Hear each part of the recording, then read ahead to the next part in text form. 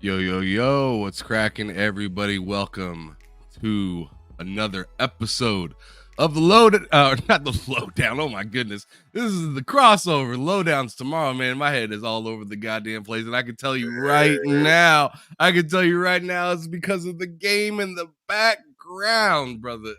K-Mega, it's been a goddamn problem still to this day, but happy new week to you and everybody out here watching. What's cracking? Good to see you, Big Mad Mo, out here with the members chat to get us started. He's saying let's blame. He said let's go. I blame K Mega. Looking forward to the show, and he's absolutely right. K Mega was like 5-10 minutes late getting here. So I was right at, I was 4 minutes late. You were 10 minutes late, sucker. 4 minutes late, sucker. And then your computer started that when that true power came in there.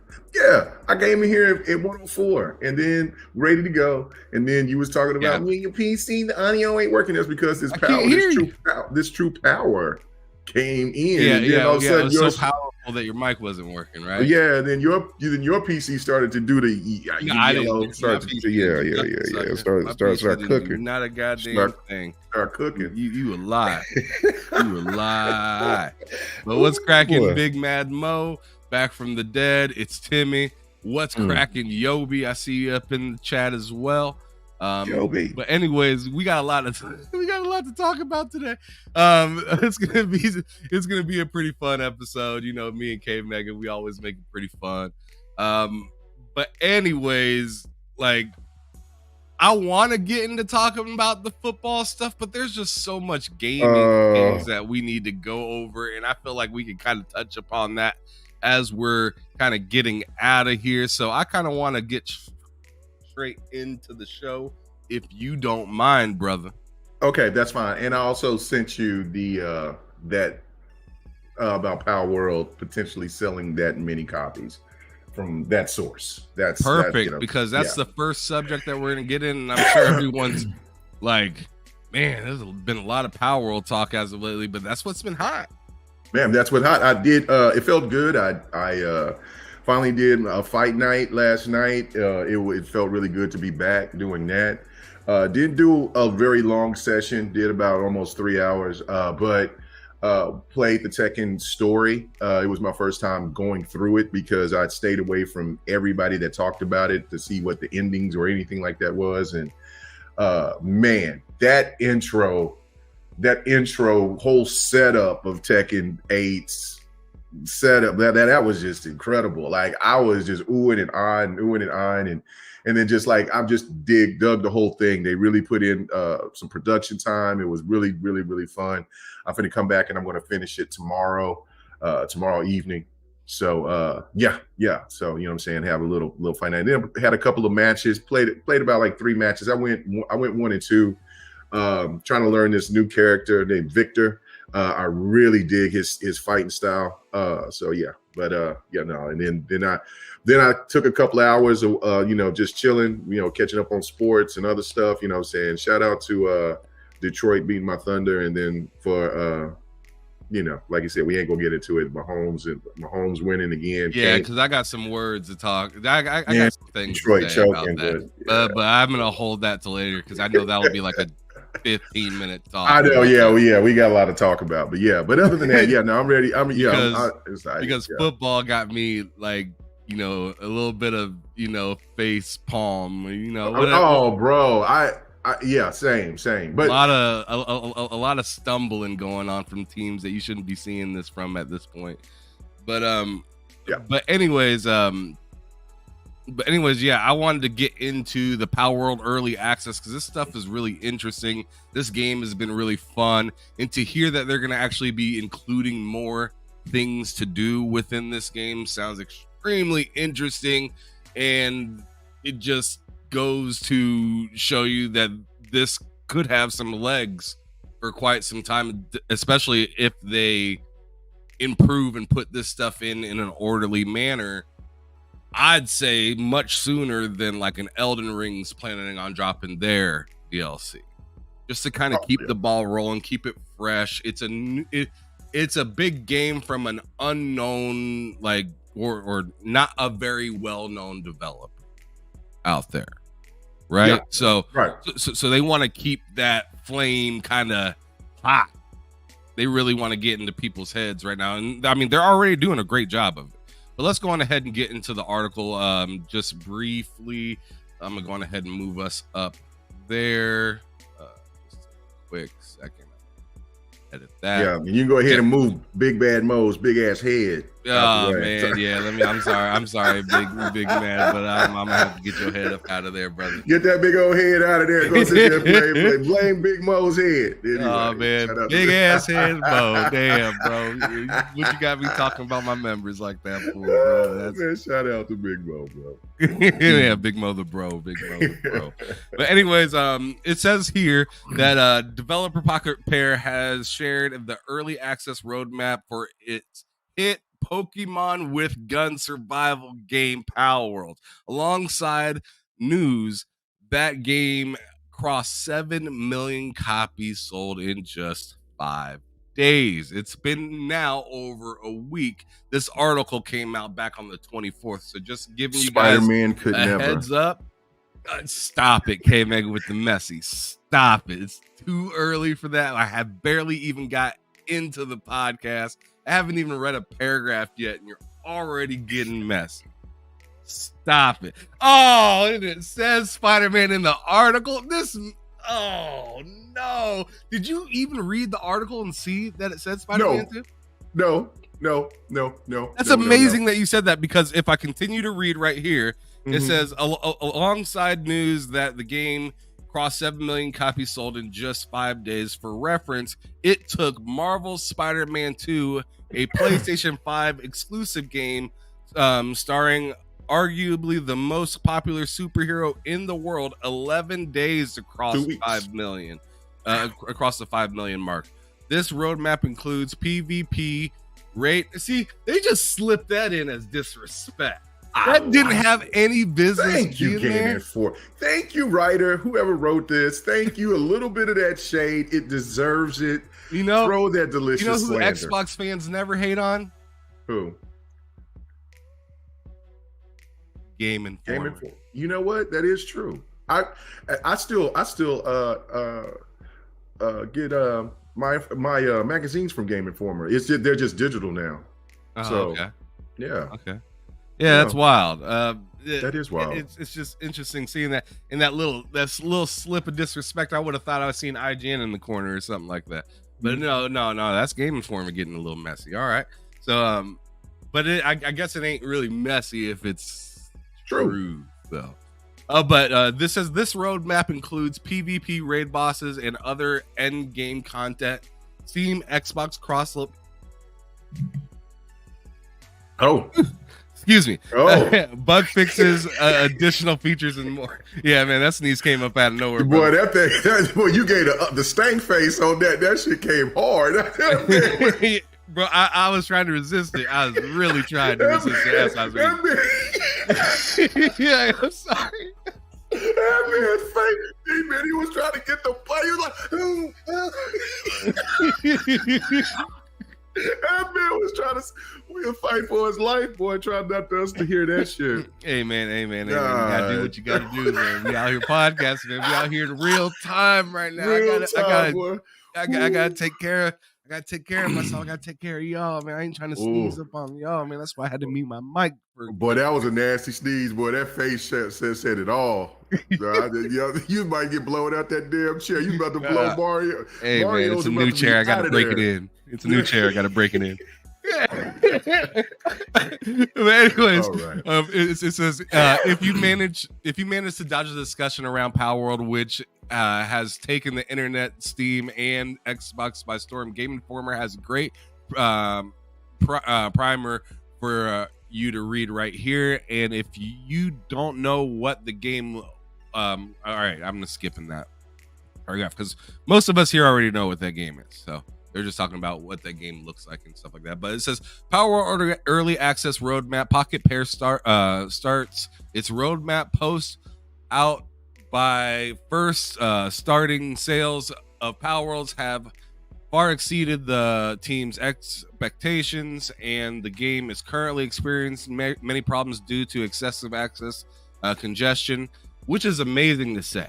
Any game that's out here saying, yo, we're struggling because y'all won't stop buying. I mean, that's a problem you can live with. That's a problem that you can absolutely live with. I mean, sure, it brings on its own stress, but like, I mean, isn't that what you'd want?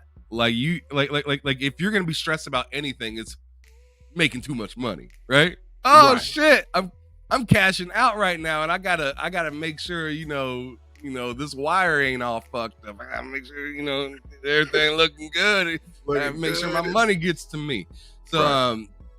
so anyways, so it's been experiencing problems, and the game was so popular at launch this past weekend that the studio had to have an emergency meeting with the Epic Game Online service team to resolve connectivity issues and errors players were encountering. Pocket Pair says it is prioritizing congestion and connection issues first before moving on to implementing new features in Palworld, which is smart, pretty basic. Yeah. It says here are the critical issues Pocket Pair is addressing. First, numerous bugs the team has already identified. Sometimes the world date may experience rollback. The load screen may persist when trying to load into worlds. And here are the planned future updates for Palworld. The team is working on PvP, raid bosses, Pal Arena, PvP for pals specifically, Steam and Xbox crossplay, nice, various Xbox feature improvements, server transfer and migration, that's nuts, improvement to building system, please. Please, because Yes. that building in that game, you can tell that the game is in preview when you're building. Yeah. You're like, okay, yeah, these things don't want to snap unless I get in the most weird position. Yeah. And I'm like kneeling and looking way up, and then I see it snap, and it's super annoying. Nowhere near as clean as like an Ark or anything like that. Ark, Atlas, any survival game where you're putting down blocks, even Craftopia. Oh yeah, see, and I don't play Craftopia, so yeah. So but then it says new island, pals, bosses, and technology. And see that part has me excited. Yeah. New technology, more bosses, more pal, more places to search. I mean, I just got to an area in the map that I've never hit yesterday, right before going to sleep. And man, that area, I was like, man, I should have been here for a hot minute because these are right around my level guys right here. So I went around that area, cooked and started cleaning up some people and stuff like that, catching a bunch of pals. Man, once you get that pal assembly line, see, I'm right there. I'm right there. In the regular assembly line, and then you start to get more powerful pals that are able to work harder, faster. Bro, you get, man, I got a fortress. See, right, I can't wait. See, I how many bases do you have now? I have the ability to have 3, but I only have 2. But they're right next to each other, and I literally have, and it's on 2 levels. One's like on a flat spot on the beach, and another one's like just another level, like partially up a mountain above it. And I have my house connected to that other base via a walkway that has stairs that go up part of that mountain into that other base to open the door and talk to them pals. I have a bed on each. That's crazy. Each side of the fortress. You know what is so crazy to me? Why this game reminds me so much of Elden Ring? Not in the sense of like, well, if you played Elden Ring and you played this, there's some similarities there. But this was what tripped me out because I've been venturing out. I like to try to find as many of the teleporting spots, Yeah, the fast fast travel travels. spots as possible. And so I just venture out.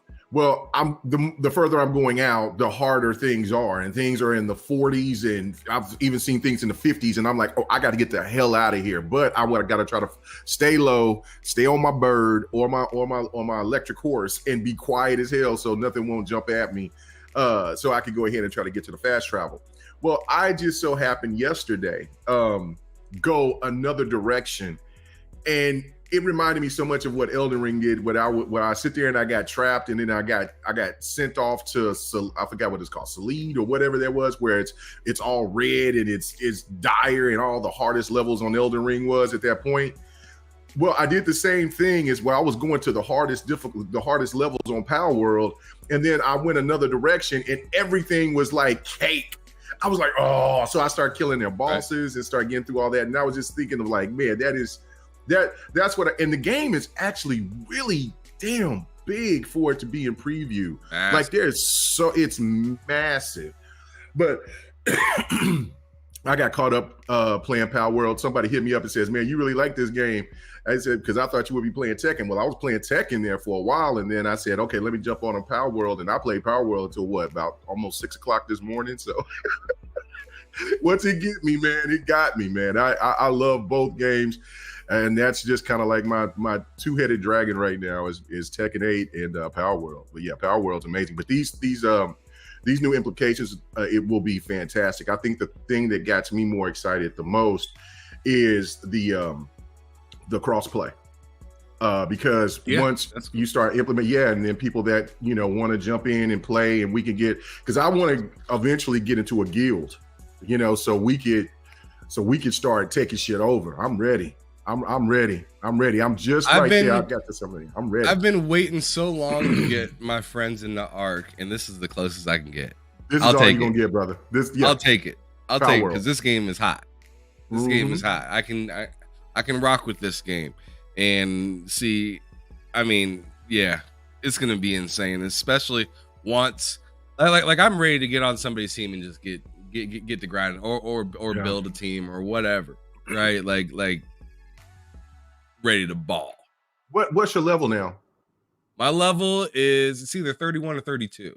Okay, I'm a 27 right now. Okay, so yeah, because I remember I stopped playing for about 5 days, and then I come back, and then at that time I was like a 16, so I'm a 27. So that should tell you I've been losing my mind yet again. Tekken, Tekken took a little bit of that time from me, but it's just nuts. My wife was like, I thought you would be playing Tekken more. I'm still am. Don't get that twisted. But Palworld does need its time. So and that's, I don't know, man. It's a special game, man. I'm glad I bought my gear up. Like I made like yesterday before I called it a night. I made 85 hyper spears on that PAL assembly line. See, I don't have this similar line yet. It's right there. I'm one away from getting it. And I'm telling you, having that many and just running around, just throwing motherfuckers, you're mine. You're mine. Oh wow, I can't wait. I can't wait. Now, have you done the breeding farm yet? Last night I did the breeding farm. I was like, I'm going to figure this out. The what? The breeding farm. The farm. Have you done the farm? Yeah. I got a breeding farm, and I have what is it called? One of the a little thing with a cow, where you get a cow and then get all the milk and where they graze and stuff. Yeah, where they graze stuff like that. Yeah. I got that. I got those, but I've been had the farm, but I haven't get the breeding right. And so I was like, man, let me go ahead and get the stuff I need for the cakes. And I put 2 cakes, and so I just started. So I was like, man, let me see what these weird what I can do. So I started throwing them pals in there. And then there was one pal that looks like a girl, but it was a boy. And I was like, oh shit. so then I got this big ass, I think I've seen you play with him as well. The big old beetle. I got a big beetle. It's called Mega something or whatever. He's a big old beetle. Yeah. I threw him in there with that, with with one of those. I got raided by one of these pink female, big, tall looking, crazy looking things. I forget what they're called. Okay. Anyway, I throw her in there, and then man, I had 2 eggs. One was a little egg, and then with the big guy and the big chick, they had this huge egg, and so I can't wait to throw that bastard in there and incubate it. So yeah, there's just so many things to do in that game that's just so off the cuff of just going in and just hunting and raiding and doing other stuff. It's just everything else from the building to the farming to just trying to keep your bases up and all of that, man, it's crazy. So I'm looking right now on locations where I want to put my 3rd base. So I could have different places to where I could go ahead and have a surrounding perimeter, so I don't have to worry about if I do lose one base that I don't have other bases that's stationed around that I could go and lay my head at. Sure. Yeah, I'm definitely looking for my next base is strictly going to be for metal, only metal. Oh yeah, yeah. But anyways, got a couple super chats. One from Sir X Man coming out here speaking the truth, saying K Mega would not be late for a cupcake party. You damn right. I love me a cupcake. I have not ate a cupcake in a little bit, but I love me a cupcake, and I like me a good cupcake. Loves a cupcake. Anyways, shout out to that sweet treat, baby. Cupcakes for the win. Then we got Drawn TJ with a $5 super chat as well, saying, "What up, guys? Did you know you can catch the market people?" Yes, I do know that. I caught a few. I don't want to talk about it. You caught a market person? Yes. You can throw and catch the market person. Yes. Okay. Wow. I got 2 of them, and they look like zombies when you throw them out. Just like the other people. Oh yeah, I got some syndicate. Guys. I got like about 7 of them now. I'm like, I'm gonna. So now I'm finna give them some of those little fruits to give them extra powers to see if they do anything. Because now they feel slimy. It does feel slimy, but I don't care. I sold a couple of them because they were the other 2. Like 3 of them were useless. Man, I was like, hey man, I went up to the big dude with the grin. You know what I'm saying? Like, I was saying like, yeah, man, the black market dude. Like, I'm like, bro, hey man, I got a couple of pals for you, homie. Let me go ahead and let's go ahead and slide this little change. You know what I'm saying? One was $1,000. I was like, damn. Well, go ahead. All right, we done. Anyways, finishing up on DJ Super Cat. He says, I'm coming to mess with me. On TJ said, I'm level 36. Palworld is amazing. I have a dragon. So that man's cooking in Palworld as well. He said he got a dragon. Damn, level 36 too. That boy working. He ain't sleeping. Man, I'm just loving the game. It's a blast. It's a lot to do. But it like I said yesterday or the day before on another show, it's just they put it in such a way that's very accessible for a lot of people that don't want to look for 10 different items to put together one thing. This game is just like, you want to make a base? All right, start out with a wood one. What do you need? Wood. That's it. Done. We got a few people I haven't seen up in here before. Good to see Mahmood from Lords of Gaming. Good to see him. Yeah, I appreciate you for stopping through, brother. We got a Stajo next as well, coming through here. Sensei 808 is back. Good to see you. Let's go. Oh, what's cracking, Mr. Joe in the Dark? Ask about that Tekken tournament. Hey, man, next Sunday night. Anybody wants to come in? Fight Night Sunday, man. Tekken, Street Fighter 6.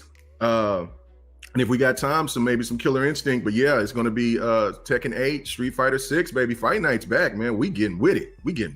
Let's go. Uh-oh. That means the blue one that I'm seeing up in the chat might have to show up and give you a little less. Oh. Come on. He said, come on. These old hands, they still got some spice. Let's go. I want it. I want all the smoke. Shit. All right. Well, Power Worlds is hot, and you know it's so hot, K Mega. It's so hot right now. I mean, let's just keep it a buck. It's so hot that Power Worlds might be coming to PS5 after all, from this article, as you can see right here. Mhm. So I just think this is kind of an interesting read because it's kind of cherry picking a little bit. Yeah. And me personally, I mean, me and you've talked about this before. Petty side says no. My honest gamer side says, I mean, we should all share. But like, if you look at the industry, the way it's been going on, why must we share just because Microsoft gets something good for once? You know what I'm saying? So it's just kind of like, it's a weird kind of thing. I don't personally care because I know that if PlayStation Gamer got it, I'd still be playing it. And maybe when we have crossplay, we you know we can handle them things later on, right? But yeah, I just think it's really interesting because you know Final Fantasy, what was it? Final Fantasy 14? Am I right? The MMO. Yeah. Yep, the MMO has been completely exclusive.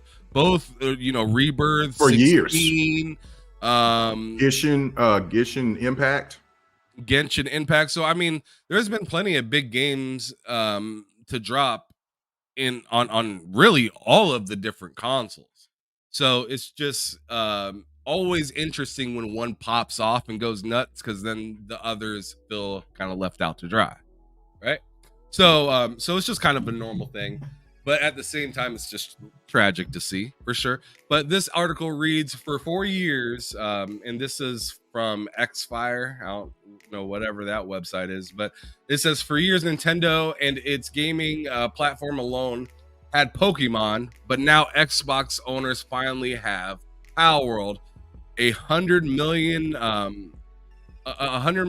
so PlayStation gamers are left on the outside looking in as they're looking in for an alternative.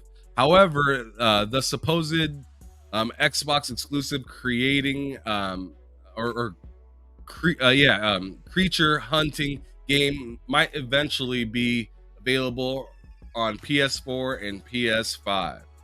Shuhei Yoshida, one of the long-time running PlayStation executives and former president of SIE Worldwide Studios, has recently fueled speculations of a platform jump for the controversial title after replying to a post on X, formerly known as Twitter. Here's where it gets interesting for me. Okay, Megan. It reads right here: as Palworld's official account celebrates what was first of many upcoming milestones, as the game sold 1 million copies within 8 hours of launching on Steam. Yoshida congratulated Pocket Pair for the achievement. Then, when asked by a fan about a potential PS5 port, Yoshida replied simply by saying yes. Of course, this isn't an official translation,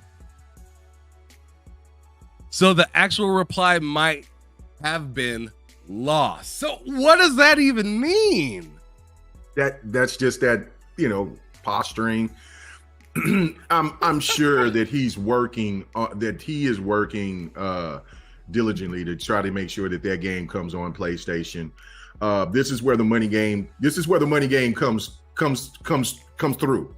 Where how much are you willing to spend, and how much are you willing to go out of your way to do something that you normally don't do, and that means add a game that is in preview to your PlayStation brand. So again, because that's what PlayStation doesn't do. They don't do games in preview. Xbox does.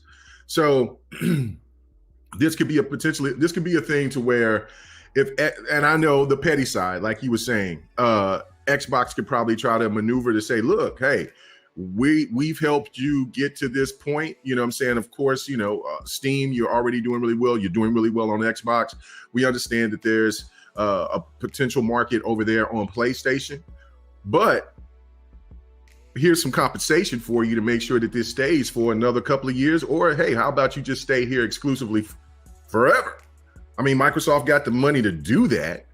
And then it comes to where PlayStation makes that point, and then they say, well, look, we have more gamers, we sell more consoles, we can help push this, and of course, you know, we're the market leader, blah blah blah blah blah, and here's our bag. And then this is a position to where if Microsoft wants to match, go over, say no, or it might just simply be from the developers, from a pocket pair, to where they might say, well, look, man, we want everybody to get access to this game, and you know, we love if Microsoft wants to offer us this type of money, and then we like the fact that, you know, it's up to Pocket World at the end of the day. But I think what this is basically, you know, which leads me to think that this will eventually come to PlayStation, but I just don't think it's going to come to PlayStation as soon as some people think. Yeah. I think by the time that it comes out, they gotta still finish fixing parts of the game that are extremely important and detrimental to just the Xbox and PC versions. Once they get that ironed out, then they can you know, get the PlayStation 1 out and not have to deal with these similar issues over there, because they have already went through fixing that. So then they can drop a nice clean version on PlayStation, which I'm sure PlayStation would much appreciate as well, seeing that they don't really like to do previews. Like, I'm just trying to be a realist right now. I'm not being disrespectful at all. They'll take their time and make sure that it's ironed out, because PlayStation doesn't fuck around when it comes to that kind of shit. I mean, you see what happened to Cyberpunk. Got right out Sora. Get up out of here.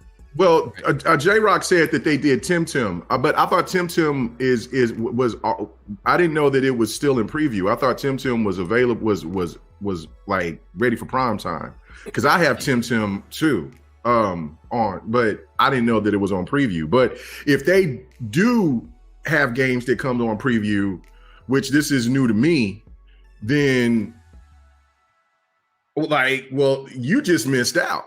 You know what I mean? Like, you just missed out. And this could be a different situation to where Microsoft could have been like, hey, man, we helped you out. I mean, we helped you out. How about we just go ahead and we could just all be petty together and let PlayStation gamers let them soak. I mean, because I don't know. Like I said, this is a weird, unique situation.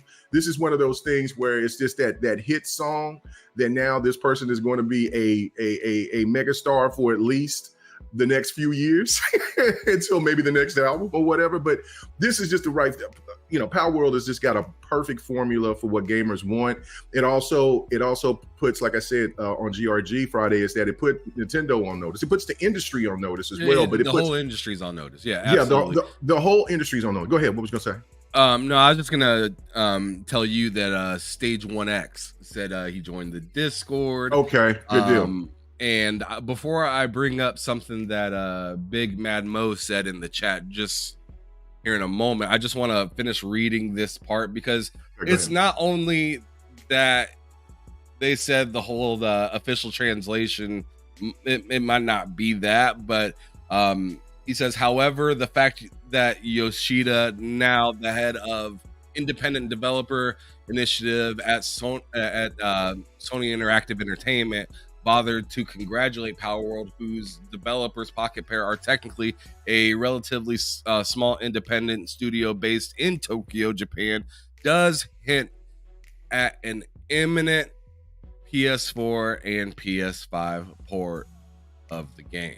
So, I mean, unfortunately, since Palworld is still in early access, PlayStation owners will have a long wait ahead, right? Is what the article continues to read. Right. Most of the time, a game in early access won't be available on other platforms until its public release, like Ark, correct? Because Ark was in that same situation last and PUBG generation. And PUBG. PUBG didn't come over to PlayStation for about 2 years.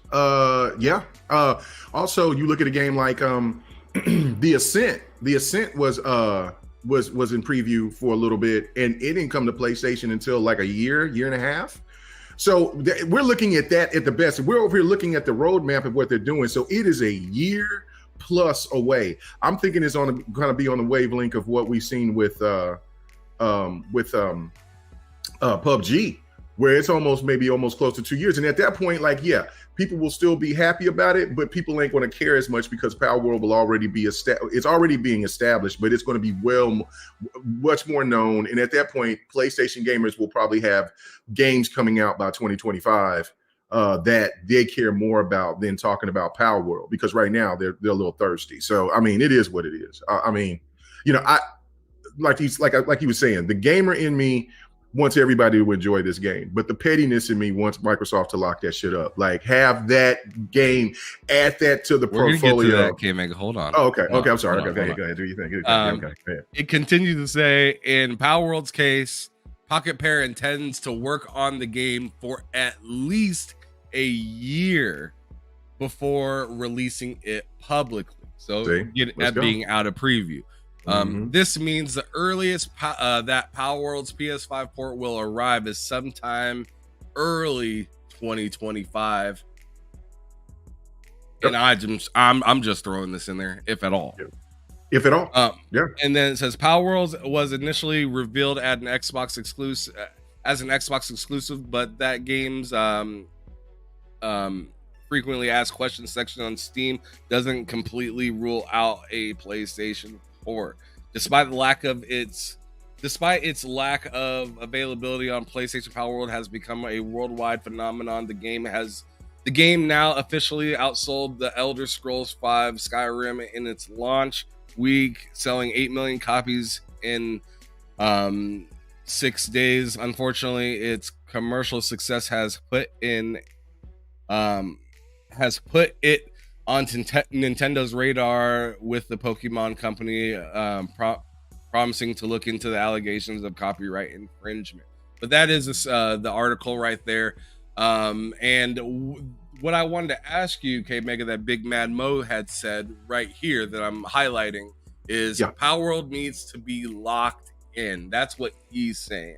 Yeah, How do you feel about a statement like that? I want to hear what J-Rock has to say about that too. If he's still here, go ahead and type that in, brother. Yeah. No, I agree.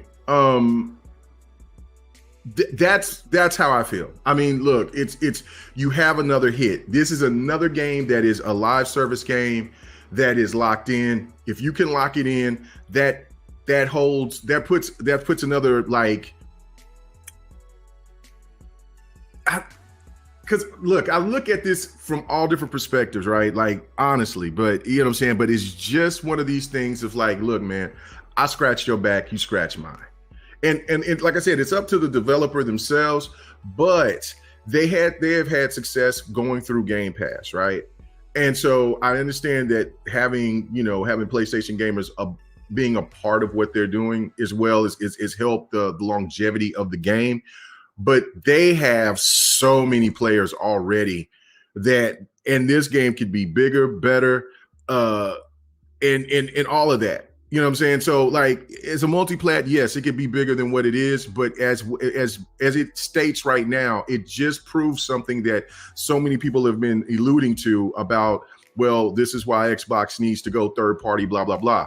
No, because they don't need Nintendo and they don't need PlayStation. You could see that a game that sits there and that resonates with gamers the way that Palworld has proven that they don't need Nintendo or PlayStation. So I would like to see them hold on to this as an exclusive, just to put that notion to bed, another narrative to bed of like, look, we don't have to keep this multi-plat. And if they acquire them, who's to say not later on go ahead and throw that bone so they can make more money off of PlayStation and off of PlayStation, because this game is not going to come to Nintendo. There is no way in hell that this game is coming to Nintendo. Nintendo is not going to allow this game to come on there. No, they're not. Want that. I mean, they already have. They literally own parts of Pokemon, so right. Like they have some stock into that already. So why would they want? Why would they want to? I mean, that's like the way that EA looked at Microsoft back when back when the XSN catalog, remember? Oh yeah. With football games and basketball games and stuff like that. EA was like, nope, no, we ain't rocking with that. Right. We ain't rocking Right. with that. No. Right. We ain't putting our game on that platform if y'all doing that. Right. And I just think another thing too is that, like, I understand that Xbox is getting into that mode of being a little bit more petty, especially like when you find out about Indiana Jones. Will a Blade, I believe, will be an exclusive, but need full confirmation on that. And then, but this right here would also solidify for this game to be going to something we'll be talking about earlier, later on, about Xbox going into mobile and stuff like that. But this game right here could be that next hit that falls in line with the Sea of Thieves and with the Minecrafts. Like, this game could be that potentially big. So if Xbox could try to pull this, try to make this happen, and if the studio is willing to do it, then do it. Sign the check. Do it today. Get it done. You should have been doing that shit yesterday. Yeah, while we're still on the subject, I might as well throw out that John TJ $10 super chat. I appreciate it, brother. Thank you so much. He says, "Hey, hear me out." You know what that means, K-Mac? Yeah, yes, sir. Yeah. Here we go. Drawing T. Here we go. He says, "Hey, hear me out." He wants them all. They should put it on PS5 so we can crossplay with them and capture the ponies and use them to build our bases. LOL. They need games anyway. Oh shit. Let's go. That's what this man disrespect. Acquire them, and then just in hell they'll Sony pay. I'm with that. I'm like, you know what I'm saying? Malnourish their ass. Just sit there and just get you begging like this. You wasn't looking at the game like this. You know what I'm saying? This game's a hit. You want it. Okay, well, you're gonna have to pay us for it. So I don't know. I mean, like I said, if it doesn't happen the way that us Xbox gamers want it to happen, I'm not going to be mad about it, because I'm happy about the success of the game regardless. But the petty side of me just wants Microsoft to just lock this shit down, take it, and then if they decide they want to good because it's a live service game, go ahead, pay me 70%. Let's go. Just bring more heat to Game Pass, more hot previews to Game Pass. Let's go. All right, man. Well, let's go on ahead and oh man, then he has a $2 super chat right here. Drawn TJ says, "Buy the studio." Buy the studio. That's it. Out. Buy the studio. Just buy it. We know that's what you're alluding to. $3 trillion company. Let's go. Drawn TJ on that same Let's go. shit. Oh man. Let's get him. All right. So we need to get back to it, and by getting back to it, I want to talk about something that just recently got announced today that I actually put it in the title as a rumor. So let me go on ahead and throw this on the screen. It looks like Wario 64 came out earlier today and said PlayStation State of Play confirmed for Wednesday at 2 p.m. Pacific time. All right, so that would be what, 4 o'clock for me and UK, Mega, 5 o'clock Eastern. Mm-hmm. All right, Lord's time matters most. The Lord's time, always the Lord's time. So it's supposed to be 40 minute long, covering 15 plus games, including Stella Blade, Thickness and Yams. Let's go.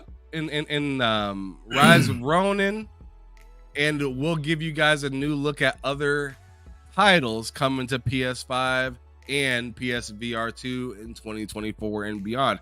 And I'm actually happy to hear about that. I'm really interested to hear about what they got going on for the PlayStation VR 2, because that thing to me has kind of been lacking, not games, but like kind of tentpole titles that really make PlayStation the reason that you like the reason to be the place to play, right? Like Lemon was talking about it on his show this last Saturday. I was on there, and man, I'm still tired from last week. But I was on his shut up, K-Meg. Anyways, I was on his show last Saturday, and he was telling me that over the holiday season that the new Meta Quest 3 outsold the PlayStation VR 2 30-1. Yes. I saw that. I saw that in an article. Yeah. Insane, sure, but then you got to remember, you have to have a PlayStation 5 to even play on it. MetaQuest, you don't need shit, right? You don't need shit. Like, it's got its own operating system and everything on it. You can use it with a PC if you want. You don't have to, whatever, right? So I could see functionality and accessibility purposes, people wanting that, but in my opinion, it's just like maybe you kind of like maybe you can't have it wireless. I get that, but I feel like if you at least had the availability to put it on the PC, it wouldn't have been 30-1. No, it wouldn't have been 30-1, but Sony cooked themselves on it. I knew it before. Once they said that wasn't going to get on PC, I knew that they were like, they seem to act like they can't comprehend history. Like, I mean, if you go back, I don't know if anybody seen this, but the PlayStation 4 Pro sold 15 to 16 million consoles. You see, that's why I don't even talk about it like that. And so with the VR, it sold what it did, but it was when it was discounted. They have discounted this bad boy and people still aren't buying it. They're just the console gamer, they are intrigued by it, but the price is not right for people to invest into it. That people are not going to start buying that thing until it's like in the 100s, maybe like 199, because they know that it's just a peripheral. It's not something that they're going to be constantly playing the game on. So when Sony made the decision of doing all this, well, it's premium and it's with our premium product, PlayStation console, Jive, that it don't work, because the PC community is what keeps the VR community working. I mean, you know what I'm saying? That's what keeps it pumping. It's the you should have had that day one, and it probably would have been, and at this point it would have been discounted. And I think this thing would probably bled over to the PlayStation community, and people would have been start buying it, had a little bit more confidence in buying it. But since now nobody's really talking about it, and then you look and see that the Quest is out. It's much more affordable, and it's already on PC. It's cooked. It doesn't have a chance. Once they finally implement this to go over to PC, there will be some people to jump on it, but they are not going to jump on. They're not going to jump on it like Sony thinks they will. They think that every product that they have is dire. Like, that's why we're seeing the numbers that they have on PC with their games. Like, I look, you and me both are hyped about Helldivers too. PlayStation community is not. If that game doesn't do well on PC, that game is not going to do well, period. And it's going to be one of those games that was talked about at a showcase that will not be talked about ever again. I don't think that game is going to sell well at all on the PlayStation consoles. I think the PC market is going to be the ones that save that game if people really want it, because there's a lot of games that's coming out around that time as well. So I don't know, we'll see. But the VR situation, man, it's tragic. It's going to continue to be tragic. They made too many bad decisions with that peripheral.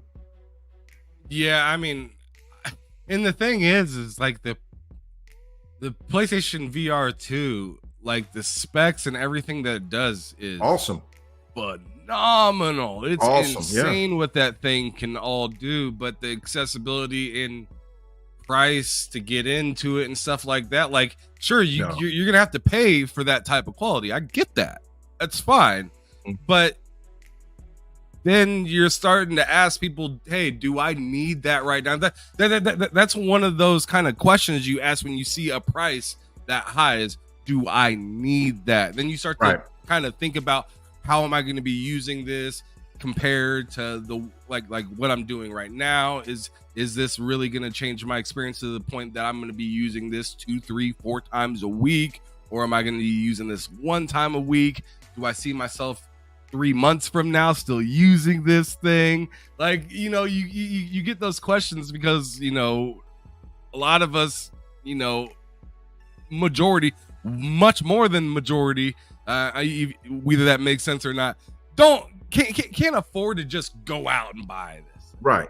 Like we have bills to pay, things to think about. Sure, can I afford to go to the store and get this?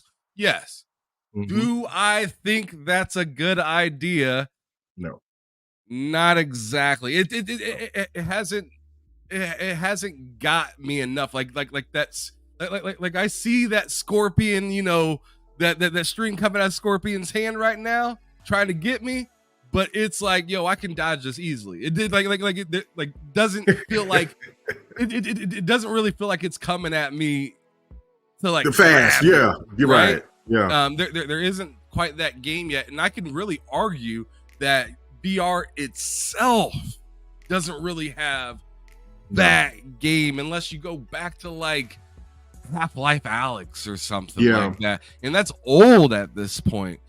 It's not something that's new that's going to be like, oh wow, this must be what they're doing on VR now. It's like that's what they did, but they haven't really been that great since. I think AR is where it's gonna go. Once AR becomes affordable, I think that's when it's gonna take, the headsets are gonna start taking off. Because at that point, because that's what's gonna pull a person like me, that I'm always into tech. I always want new gaming things. But now, since I've become a little bit more frugal with my money, or I should change that. I'm a little bit more frugal on how I spend my money on gaming and technology and stuff now. Don't mean I won't get it, but I will. But I'm looking at it and I'm like, man, VR is cool, but how many times am I going to use it? Right. So for me, AR, I'm going to have that thing on every day, doing something with it because I'm fascinated with what they're doing. But of course, it's too expensive for the average Joe like me and other. I mean, I could, like you said, I could get it, but what am I giving up to get it? You see what I'm saying? Like for me, getting something like an AR machine or a VR or a PlayStation 2 VR, I'm giving up about what? 5, 6, 7, 10, 12 games? You know what I'm saying? For that price? Just living a little, like, there are or certain things don't do that something I'm with like, your wife or whatever. Yeah, like there are certain things where it's like I'm willing to live a little more frugal this month because I bought this. Right. But I need to see that thing tell me that, hey, you're gonna be cooking on this thing for a minute for me to that. I mean, like me buying a new CPU for my computer or a new graphics card or something like that, I'm gonna be on my computer all the time. Right. You know what I'm saying? Or the new PlayStation 6 comes out or the new Xbox comes out, I'm gonna be on those. Right. I need to get that. But as for a peripheral, it's like it's a whole nother conversation, bro. Now to the state of play situation, like I'm really excited to see Stella Blade, her thickness of yams. I'm ready to see them yams, man. So, and I can't wait to see it on my 4080. I'm really looking forward to that. Stop it. So anyway, so yeah, but Rise of the Ronin, I did the fan off. Like I think the game looks cool. It's something that I'll potentially get, but it's more of the same from Sony. It's not something that like Stellar Blade. It's, you know what I'm saying, or like Helldivers. Or Final Fantasy Rebirth. Even though we've got flooded with a lot of Final Fantasies, but it's just not on that same level to me. I know that there's some people that's excited about Rise of the Ronin, and again, it's like what somebody said in the chat. I think that was Big Mo. I think it was somebody who said, oh no, it was Spider-Man. He said, it's the third party state of play. I mean, because these games are eventually going to be multi-plat, and it you know what I'm saying? It is not anything really except for Helldivers 2 and maybe the VR stuff that's first party. And they might show something that might come out in 2025 or something like that, or maybe show some indie game that's going to be coming out this year or something like that. But you know, I'm looking forward to it because I always like watching game state of plays or stuff, E3s. Well, not E3s, rest in peace E3, but just gaming events that shows game what's upcoming games are coming to us. But I don't know, man. Like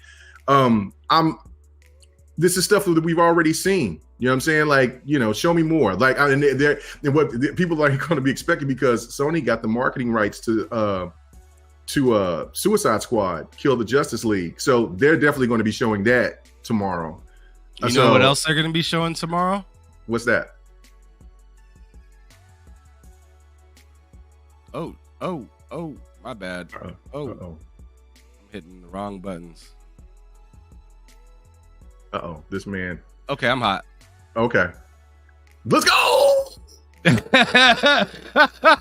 Joanna Dark, what you got to say? By the way, Mr. Joanna Dark came through and just said just a moment ago that Asgard's Wrath is really dope. I've heard really good things about that game too. On VRs. Yeah, I've heard a lot of good things actually about Asgard. Wrath. When is the state of play? Is it tomorrow? It is. Oh shit! I just had it up. It is on Wednesday. Oh, Wednesday. Okay, I'm sorry. Yeah. Okay. Thank you for correcting me, Spider-Man. Yep, it is Wednesday. No, I do not want to sign up. All right, but anyways, so anyways, it says the most underrated PlayStation game lands on PC soon. I don't know. Man, it's the most underrated in my opinion. I know K Mega's looking for it, but I am. I'm hyped. I like this. Need to sleep. I like this game, man. I like Horizon, man. I really do like these games, man. So the game. So I can't wait to play this on so I get to see me a nice 40 series Alloy and you know what I'm saying, and Aloy. I guess that's how you say her name. And then just, it's a beautiful game. It's probably one of the best looking games out. Now, you got other games that's now kind of stepped in and have challenged it. But yeah, no, I'm really looking for that. And, you know what I'm saying, hopefully that they'll also show Gran Turismo 7 getting ready to drop on PC. And then hopefully that Until Dawn, which was a really good game, drop on PC as well. Just bring them on PlayStation. Just do what you need to do. You know what I'm saying? Yeah. You know what I'm saying? So it says here, right under the title, that this game is supposed to land on PC in March. Is this something that you're going to be getting day one? Day one. That's day one for you. Day one. All right. I say a sale, but Big Bo is disrespectful, but whatever. She a video game version of melatonin. Melatonin, Jesus. Mad disrespectful. Disrespect. Doc 50 says Guerrilla Games makes beautiful, boring games. Y'all are bad, man. Come on, man. That game ain't that boring. Mr. Joanna Dark, I can sleep near my PC like a campfire when Horizon Forbidden Sleep launches. Y'all are awful. Come on, man. That game ain't that boring. Come on. Stop it. And Faded Blaze says it's not that it's underrated. It came out the wrong time, same week as Elden Ring. You got cooked. Elden Ring cooked that ass so much that they had to bundle Horizon Forbidden West. Yeah, nah. I mean, you and Yobi, look, because Yobi just got them saying one and two are heat, and I mean, yeah, that's so good. Man, they're just enjoyable. I mean, I don't know. I get where people could say the boring part of it because the voice acting in the first one was atrocious. The story was a little flat, but I love that gameplay. And I'm an open world nut fanatic, so I just like getting lost in that world. I think and it's such a beautiful game. So I was just like, okay, cool. It is a beautiful game. I'll give it that 100%. It's just, I don't know. It just Joanna Dark, stop it, man. Stop for me. I'm sorry. Okay, but yeah, Miss Joanna Dark going in on it. Oh man. Oh man. But anyways, what's cracking, Lady Foxfire? She just popped in. Good to see you, girl. But let's go on ahead and move on because I still got a little bit of time left. We got plenty of time actually. Right. But we got a few other things that we need to talk about for sure. One being, or actually before we even go over to those, I got to ask you about this, going back to the PlayStation 5 showcase, which I'll put back up on the screen. Show the time and everything so everybody can understand. It's Wednesday the 31st. Okay. 5 o'clock Eastern, 4 o'clock in the Lord's time. But I gotta ask you, do you think there's gonna be any new games to be revealed from first party PlayStation at this event, or do you think that it's like only gonna be third party? Because I've seen a lot of people in the chat earlier just saying this is gonna be third party showcase, third party, Big Mad Mo right here, third party state of play, Spider-Man, third party. Yeah, I mean, I've seen some other people say that as well on here. So what are your thoughts on it? Like, do you think they're going to be pumping out anything first party to be significant to kind of, No.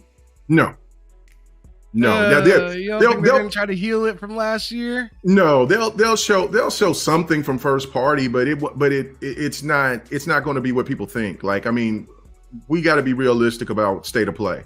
I mean, this is going to be a longer state of play, but this is the stuff that's going to be coming out in 2024. They got to get that stuff to where people can get ready for pre-orders and things like that, and then give their dates of when these games drop. And yeah, no, I mean, I think the biggest reveals will probably be the games that will be coming to the PC, but first party stuff will be, PC crossplay, whatever. But I don't, no. Maybe in VR. Well, yeah, no, VR. That's what was going to be my next thing to say, is that it was going to be indie stuff and then it'll be VR stuff. But we already know what's going on with the VR situation with PlayStation, man. So yeah, they have to put. I hate to say it this way, but I do because I don't want VR to fail for PlayStation fans. I don't. But what they got is hot. What they have is hot. Like, it is. I know, but it's not resonating with them. And so you have to, whatever that they will bring out, I just don't think that it's going to resonate with them. So yeah, I do agree with Ashtray that they'll be showing something from VR that's new. They might be showing something that looks amazing, but it's not going to move the needle because it is too damn expensive. Like, you can't be asking these gamers $70, $100, and then you say, well, we got this peripheral, it's badass, it's got all the hot tech that you want and need, $500. Man, come on. And then, you know what I'm saying, and then you over here going to be asking for a PlayStation Slim, a PlayStation Pro, a PlayStation, and then you nickel and dime us on remasters that we've already bought for $10. It's not feasible, man. It's not feasible. Like, if you got to give your fan base something affordable, and then on top of that, I think the VR games are what, $50, $60 now? They was at one time $20 to $30. You're asking too much for people in a time where they feel like the economy is fantastic. Let's not get it twisted. You look at the stats of how the Dow and all that stuff is doing, but people are still feeling that crunch, pocket watch, because it's not so much inflation. It's just that these corporations is nickel and diming the hell out of us. They're making us feel like there's still an inflation, and it's not. They just know that they could just charge us more. So, and Sony is complicit of it as well, because there is no reason at this point that VR games, and the way that thing is selling, should be $50 to $70. No way in hell. That shit should be dropping down, just like the price of the VR should be dropping down to at least $30 to sit there and get some momentum back. Until then, they're not gonna. It's nothing what VR does is going to resonate to that fan base. That's just my opinion. I agree with Tae in the chat. Tae Talk says Sony needs to upgrade VR to PC enabled. Once they do that, it easily starts to become more attractive than Oculus. Not really, but it's a close battle, and it's a close battle in the sense of hooking up to PC, in the sense of people that don't care anything about PC at all. It's still not close, but in the sense of people that really only play their VRs in front of their computer, to me, then it's just like, come on. Like, I would easily get a PlayStation VR 2 if I could hook it up to my PC and know that I can play more than just what they give me. That's my kind of issue with it, is because I would I mean, this sounds bogus, right? But I would love to buy that peripheral and play Flight Sim with it. Oh my God, that would be so hot with that VR. I would like to plug it in and play whatever I want. Like even if you only enable Steam availability, no, you can't play Xbox games on it. Sure, fine. I'll do only Steam games with it. I'll go back and play Hellblade again on VR. That was hot. Like I just want to use it to its maximum capabilities, but at the same time, I don't want to feel pigeonholed into one thing. And I just don't feel like there's enough for me just on the PlayStation platform to want to get like one of the best games of all time, Half-Life Alyx. You can't even do that, and everybody thought that was going to be on for the showcase last year, right? So it's just like they're not doing enough of their own thing for a lot of people to feel the need to, oh, I'm gonna get this PlayStation VR instead of all these other VRs out there that can play all the same games except maybe Call of the Mountain. Right. No. Yeah.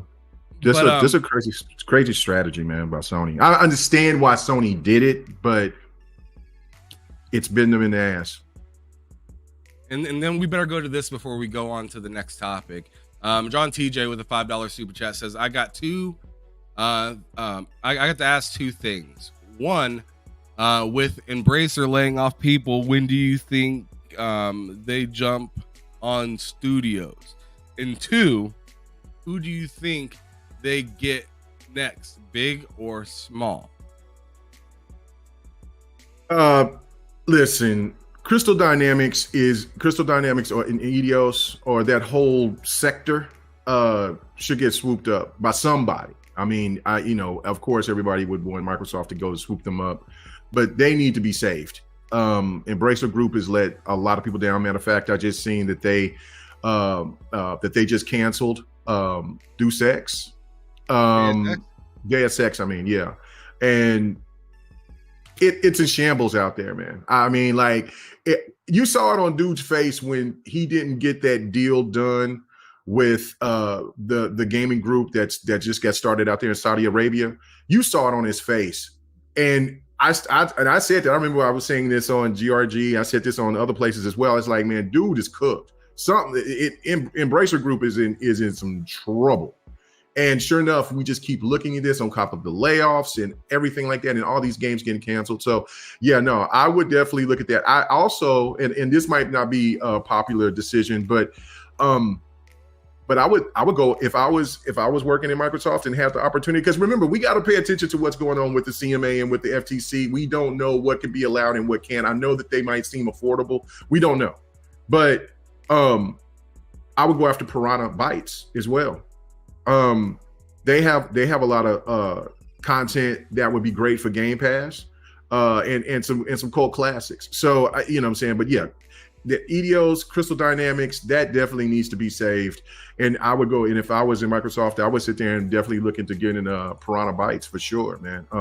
I think that those are some quality studios. You put some good backing behind it, yeah, they have Elix as being a part of, and I know that they're not really great games, but you can make them great. You know what I'm saying? You give them a better budget, they can do some things. You know what I'm saying? So I don't know, man. I hate that for all the studios that's going through it, and all the people that got laid off as well. Like, I mean, Microsoft had to lay off. I know, us as Xbox gamers, we try to soften the blow by saying it was only 9%. We've seen where it's been as high as 50% for when there's mergers and things like that. But it's still not a good look to be laying off 1,900 people. Sam, looking at the optics, we understand that there's a lot more deeper discussions of what was going on, what Bobby Kotick did, doubling up the staff and all that other stuff. But it's still a sad situation what's going on in gaming right now. But the truth of the matter is that people are gaming is starting to change, and more money that's being poured into making game development. This is why they've looked into these situations, and like I think I'm going to say this every week, all the time. where gaming as a service is much more important than ever at this point, because I do think that the industry, instead of trying to pull back and make games cheaper to go back to the $60 point, they're going to try to make games higher. And I think that they're going to really try to push that $80 standard price. And I don't think that's going to be a good look for gaming overall. So that's just my opinion on that. But yeah, I would definitely go after those two. Drawn team. TJ. A quick step back I wanted to take before I step forward was Doc50 said Sony does Sony have enough studios to make real money on PC ports, or are I'm sure he's saying, are they just so tired so tied to console sales for that 100% bag? No, they got, I mean, because God of War, Spider-Man, when Spider-Man 2 drops on PC, that thing is going to sell like hotcakes. When God of War Ragnarok drops on PC, it's going to sell like hotcakes. I do think Gran Turismo 7 is going, I think Gran Turismo 7 is going to rake. I think that I'm telling you, and that's why I agree rake. with Taye's last statement. They need, or not the last statement, but the statement before, they need to drop the availability for PlayStation VR 2 on PC. Yes. If you're gonna put Gran Turismo 7 on PC, why wouldn't you want it to be seen in its best light? This is why PlayStation needs to get their own launcher together if they really want to be selfish about having this VR headset onto a PC, right? If you want it to be ecosystem based, go the same way the Xbox went, right? The only way to play Xbox cloud gaming, right, is on a device that supports the app itself. So you could do the same thing with PlayStation. You already have a cloud app that you can play on. Why not put games available on it that you can actually download, and then on top of it have VR titles, and then have the accessibility to have the VR where it checks in? Maybe you have to leave the app open just like Steam in the background or something like that, right? To then play whatever said game that they have on their platform. I just think it's silly and an easy buy for consumers and an easy fix for PlayStation themselves.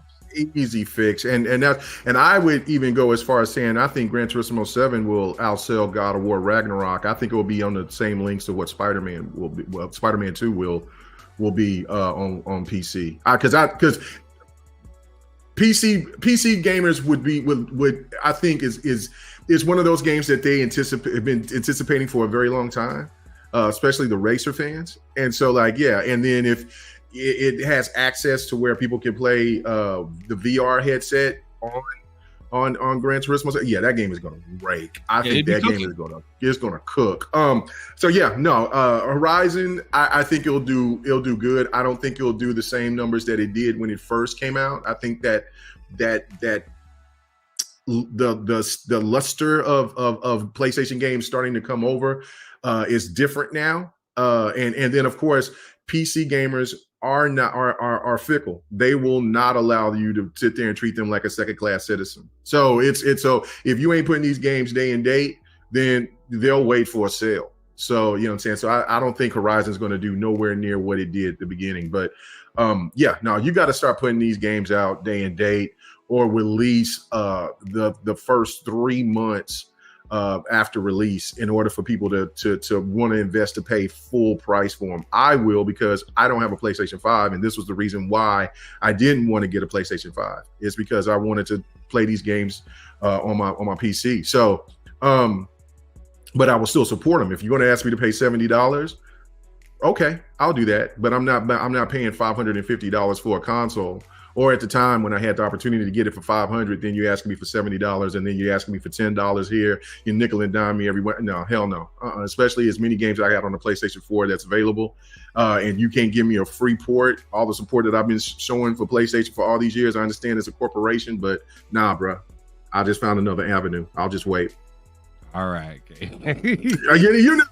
I'm just saying. I mean, look, man. I'm just being real.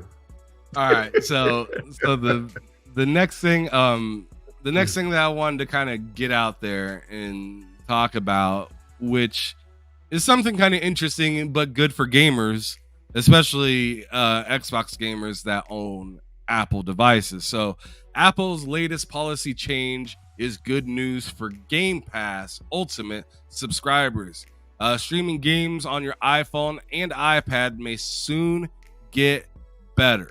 It reads down here that game streaming services like Xbox Game Pass Ultimate and NVIDIA GeForce Now will face one less restriction on Apple's iPhone and iPad devices. App developer can now submit a single app with the capability to stream all of the games offered in their catalog, Apple said in a development update on Thursday. In practice, that means people streaming games on iPhone and iPad will have one less hoop to jump through.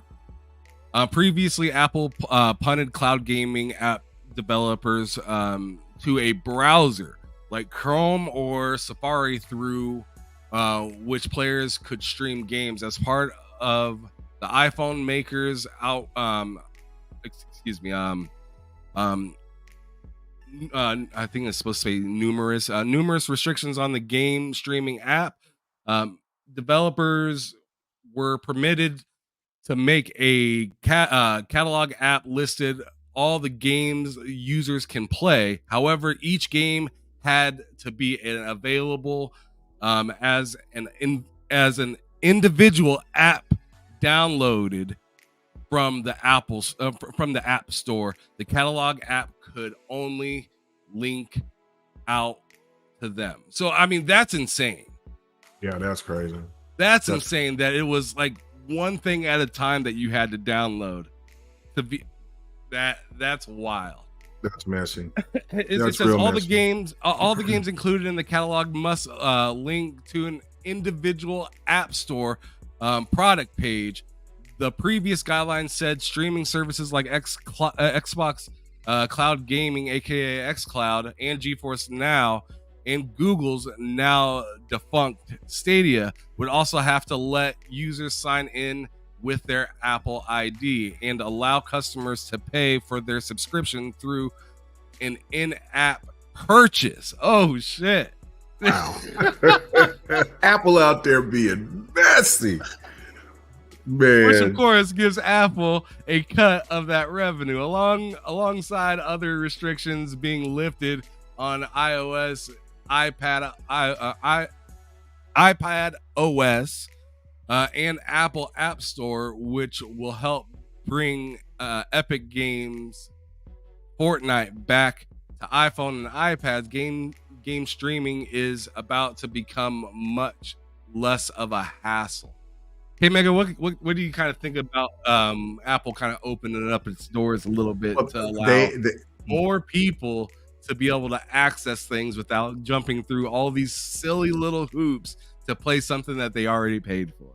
Well, let's get this right. It wasn't Apple that made this decision. It was the courts. it was the courts that said, y'all gonna have to change this shit up. This is ridiculous how y'all doing it. This is tragic. Now, I mean, this is a really good opportunity for Game Pass. I mean, there's billions of iPhone users out there. And so it will definitely make a market. Now, of course, Xbox is going to have to market, you know what I'm saying, in order for get people to recognize that that you can start getting Game Pass on iOS.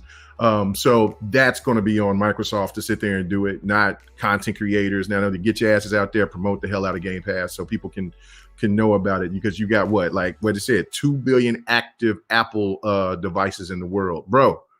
Even if you get, let's say, 30 million out of that 2 billion, bro, that substantially does great things for Game Pass. So you know what I'm saying, hell, 10 million, 20 million, it doesn't matter. So, you know, if Xbox wants to have that goal of reaching to a 5, you know, I forgot how many billions they said that gamers that they want to try to reach or whatever, this is one of those things that they have to do. It just also shows that gaming is so much gone beyond the boxes. It's out there now. It's way out there. And you know what I'm saying, the boxes are still important, but there are way more cell phones, devices than consoles could ever imagine having out there in the wild. So even if you put all the consoles that's ever been made in history combined, that's been sold, I don't think that they even come close or even come to comparison to what cell phones are out there in the wild. So I'm talking about today. So it's just not. So yeah, it is a good look for them. It's just part of the strategy. I would also hope that Microsoft would even try to bring back Windows Phone, and try to do that as well. Just throw the kitchen sink at everything and every possibility to try to get people to get their hands on Game Pass and also on Xbox IPs. So yeah, no, this is a really good look. But let's get this straight. This isn't Apple wanting to play in good faith. This is because they have to now. Yeah, so it's 100% because they have to. Because if it was their choice, you'd only be playing what they'd what they'd make available. Yeah. Shout out to Epic fighting a good fight. Epic, like, man, we taking your ass to court, man. Come on, you can't be doing this to us. You're over here making us, y'all cooking us, man. Man, the gamers want Fortnite. Why do you? And we want our money. What you doing, Apple? It's true. All right. Well, the next one has to do with mobile as well, and it continues on with Xbox too, because this article reads: Microsoft's Xbox mobile app will soon let you remote play with just touch controls. So if you have played remote play in the past, you know that you can always connect to your home console or whichever console that you have set up in your Xbox app. You can connect to as long as you have the remote play turned on your console, wherever it may be. But what you had to do is connect a Bluetooth controller, whether it is an Xbox One that was compatible or a Series controller, to be able to play any games on the remote play, on the remote play feature part of the Xbox app. But as of soon, they're going to be adding this.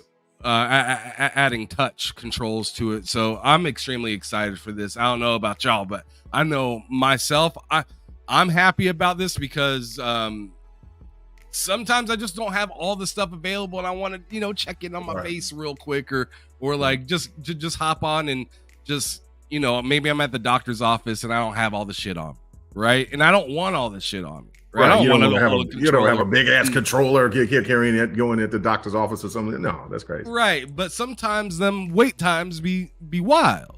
Oh yeah, right. Yeah. I would love to just be able to just log into the Xbox at home or something like that, throw on Vampire Survivors and just let it ride.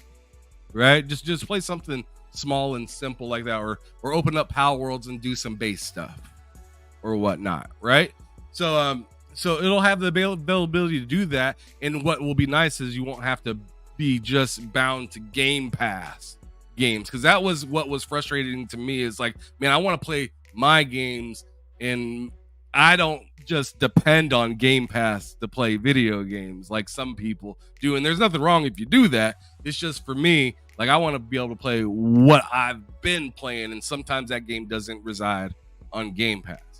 But anyways, this article was saying some interesting stuff I wanted to point out. It said that the touch controls are identical to the ones found on Xbox's cloud gaming service, providing the on-screen overlay to let you remote navigate around the Xbox UI and open up games and stream them all from your own console without needing to use a controller. So like I just got done saying, it says the touch controls are surprisingly good in a pinch, especially as previously you had to use a Bluetooth controller, as I just got done saying as well. That said, Microsoft did reveal a couple years ago that 20% of cloud gaming players only use touch controls. Microsoft has been adding custom Xbox touch controls to hundreds of Xbox games. and they've been particularly popular in titles like Hades, Minecraft, and Yakuza Like a Dragon the past. What do you kind of think of this K Mega whole as a whole? I'm not going to sit here and read the whole article about it, but what do you kind of think of them adding just another way to be able to play your own games? That's a win. That is a major win. That is something that we've been asking for at least when they started talking about how serious they were about the cloud for the last about 4 or 5 years. I agree. Yeah, so it's something that needed to happen. It's wonderful. That is great, because especially with us, the people who listen, us and others, we have hundreds of games in our library. So there's no need to be, there shouldn't be just where we just restrict it to Game Pass games. When I'd rather be playing something that I have in my library. So that's a win. Another thing too, I alluded to this a couple of weeks ago. Was telling you I was in a conversation with some people. I think the Blue was in there as well that night. But gentleman was talking about how his kids, and I know this for a fact as well, just seeing from just seeing kids, like if I'm going somewhere, sitting around doing something, like the younger generation, especially these younger kids, they don't like using controllers. They rather would play touch, and this is another thing when you add what our previous topic was talking about, like the iOS implication of Game Pass games and stuff like that, and you got the touch control access to it. This is a really good look. This is the move. This is a step in the right direction. This will help do good things for the cloud gaming, but also it might have people that want to maybe more invest into the Xbox ecosystem, not so much the consoles, but the ecosystem, because that's what's the most important thing at this point, is the ecosystem wars more so than the console wars, I believe, going forward. So yeah, this is a really good look. The touch control thing for me, but when you laid it out the way that you did, like, yeah, do I want to carry this big ass controller with me everywhere I go and then have to place the phone and in my lap or something like that? Yeah, that ain't, no, that looks corny as hell. I'm gonna try to sit there and look cool, and then I'm over here got this big ass controller. Hey, no, man, hell no. I'm almost 50. I can't be looking like that. So yeah, the touch controls is more suitable for gamer needs these days. Look at that. See, look at your daughter. She getting down. Look at that. Ain't no way. My finger, I would have had arthritis. Look at that shit. Yeah, that's what I'm saying. Like, I tried to play that game because she had me try it because she already knew what she was doing. She came in and like, "Hey, Dad, try this game." And then I tried it and I did terrible. I didn't make it through the whole song, and here she is. She cooked it. She's cooking. She's on cooking. Yeah. See, look at that. And that's the thing that see, and that these kids now, they're so familiar with the screen. It's so good for them. And especially like if, there's tablets, there's other things that it doesn't have to just be a cell phone, but this is the future and the wave of where gamers are going. And so this is a very smart decision by Microsoft to do this. This is, it's not so much for me because I got big hands, you know what I'm saying? And so these fat ass fingers ain't gonna sit there and do all that. Like, you know what I'm saying? Yeah, no, I prefer a controller, but you're right. This is really good. This is a really good look for them. Yeah, absolutely. And I'd love to be able to download like I should definitely look into downloading that Game Pass app to that tablet that she's holding right there and just see how she really goes through and uses that, because I know she likes playing Palworlds and stuff like that. I'm not sure. I don't really want her carrying a controller and plugging it into that, but I'd just show her where the touch control games are. And don't do that, girl, like that. Yeah, don't figure it out herself. Yeah, look at it. Look at them fingers, man. She acting a fool on that thing, man. Hell, that's hurting my thumbs just looking at that. I know, man. It hurt my thumbs playing it. I tried it just the one time, and I'm over here pressing it like there's actually keys on it. Right. And it was like jamming up my fingers, bro. I was like, man, I don't know how y'all do these stressful ass games on these touch screens. Oh man, oh my goodness. Look at that. I need some sort of support. That shit makes me want to stop gaming right there. Oh hell no, I'm done. Turn that off. That shit looks painful. Shout out to your daughter over here putting in there work. Well, that shit hurt my hands. Like she was cooking. But all right. So getting back to it. Okay, Megan, you had sent me a couple. Yeah. Hey, Megan, you had sent me a couple things that you wanted to talk about today. And before I get into that, I better get to John TJ's $5 super chat that I see right here. John TJ says, the last purchase Xbox should buy Valve. They are $5 billion and are a private company. Oh yeah, I've been saying that. I've been saying that. That's the end game. Yeah, I've been saying that. That's the end game. Yeah, that's the end game. That's when Xbox is going to stop acquiring anything. That is where they really are ready to make that Thanos snap. Yeah, that's the Thanos snap. That's it. It's over. We know what we're doing here. Ain't no need to be acquiring anything else. We have it. It's done. That is the last step right there. So yeah, no, John, I've been alluding to that. I think that they're just waiting for Gabe to make the move to say what he's done. And I believe that Gabe will go to Microsoft first before he goes to anybody else. Of course, there will be tons of people want to take over Steam, but you know what I'm saying, wanting to acquire Steam. But I think that a lot of people thought at one particular time, and there may have been at one particular time where Gabe was not a fan of Microsoft, but you've seen that softened the blow when the start of the Series X consoles. And by him saying that there was a better console than the PlayStation 5 back then, and then just looking at how he's been very, very, very much more just cool with Microsoft than he normally was. So I just think that is and Microsoft is given. Let's not get this twisted. Steam is just an app. Microsoft is giving that platform the juice that it needed to be what it is today. So, you know what I'm saying? So I think a lot of people got to stop understanding. I understand that there's a lot of PC gamers and just gamers in general. They Microsoft's the evil corporation. Well, that evil corporation is what's helped powered Steam. So you got to think about that for a second. So it just makes sense. Also, there's a thing I forgot to mention when we were talking about the state of play. The rumor is that Sea of Thieves will be announced at that state of play. So look out for that. If that does, then for some reason, the stands who thought that will say that Sea of Thieves was trash, Game Pass fodder, the game that never, the Kraken is lacking and all that stuff, watch them gloat as though that they won something, but just gave Microsoft 70% of their money. So go ahead, buy Sea of Thieves, which was something that I always was hyped for and talked very, very well for. And it was one of my predictions that I got right. Shout out to Bleeding Edge, which I was completely wrong about. Bleeding Edge is still the GOAT. So yeah. Oh man. But John TJ with another super chat over. Let's go, John T. $2 super chat. That man their money. Let's go. Everywhere. Ask as many questions. Yes, that's the end game. That's what I'm saying. That's the end game. Because just think about this, man. Microsoft picks up Steam, right? And then you turn on your Xbox, and one of your apps is your Steam library. That's game. It's a wrap. It's a wrap.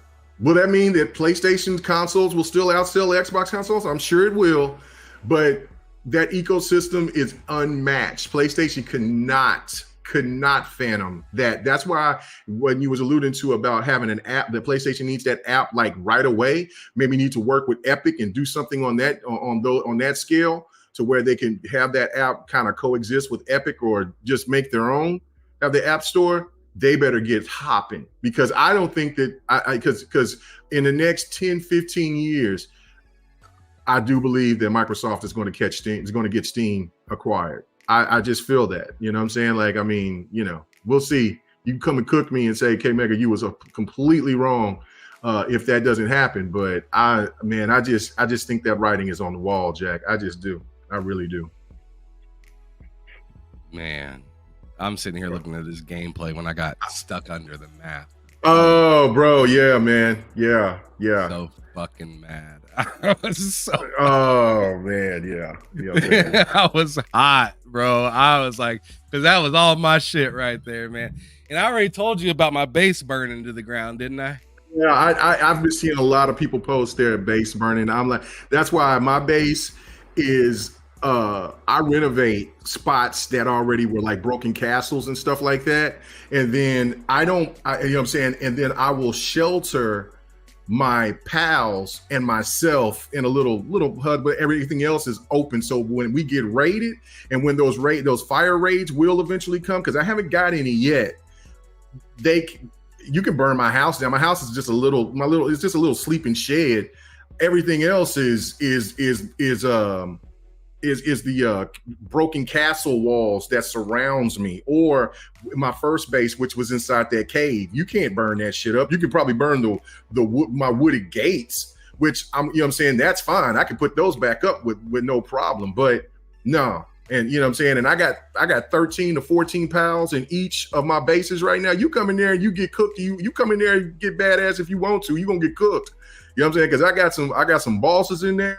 I got, you know what I'm saying, I got hard workers. Ain't nobody gonna come in here and gonna let you just take over our shit like that. So, you know, they've tried, but no, So that's why I have been reluctant on trying to build a structure as big as some of the people have been making, and then to lose it all. Oh my goodness. I'm still kind of a caveman on that situation. Like, nah, man, we living off the land, taking care of business, doing work outside. I got you. Yeah, I mean, man. Yeah, I mean, I made all my shit out of stone now. I've been raided that's the best way to times since then, and it hasn't been no problem. In fact, I usually start beating them up before they even get to the base. So it's been pretty good. And I'm since my second base is at a weird spot, they like to try to attack my second base, but since it's at a weird spot, I'm attacking them way before they even get close to my base. See, yeah, because that second step, it's so fascinating to hear how people make their bases and where they do. I'm going to put my base on my third base on a really high pier, like way up there, like, you know what I'm saying. So like, if somebody's going to come up to me, they got to come up where we can see them. So that will probably be where I'm at. But I'm going to probably put my third base in the desert. So, you know. All right. Well, all right. So one of the last topics that we're going to talk about, not the last topic, but the second to last topic that we're going to talk about is what you had sent to me just a little bit ago. So I want you to kind of take the lead on it, but I'll post it on here so you can see it, so you can kind of take off with it. So go ahead. Yeah. Hold on. Let me see what you post. Okay. Yeah. The new hire, the new president for Blizzard, you know what I'm saying, her name is Joanna Faries, another woman of color, you know what I'm saying, shout out to Microsoft putting that work. Phil wants to be surrounded by women of color. Love it. Let's see more of this. But yeah, she's a former Call of Duty NFL executive, and you know, listen. And as much as I'm a fan, I'm still a fan of Mikey Barra.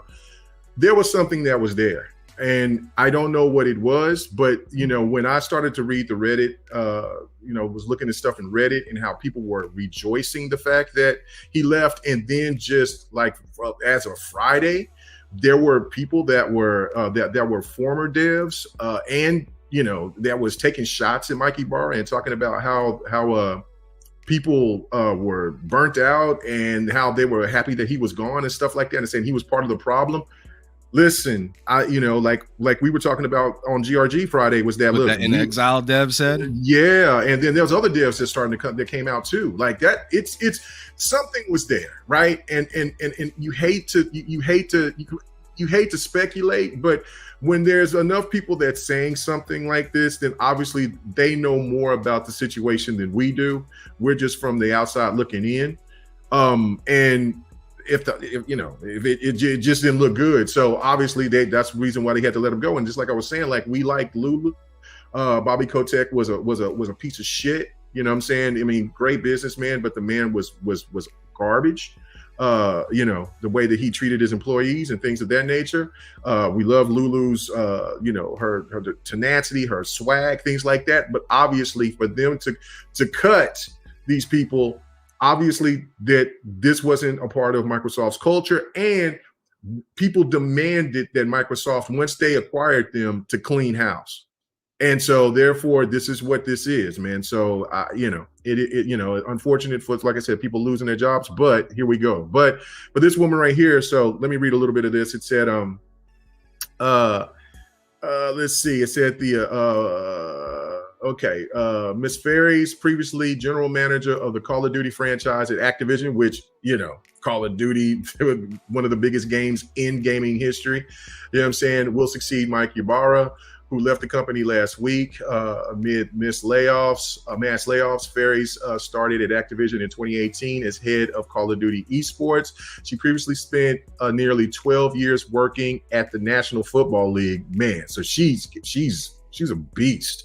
The appointment of the Activision executive as Blizzard's chiefs may come as a surprise to many employees. Before the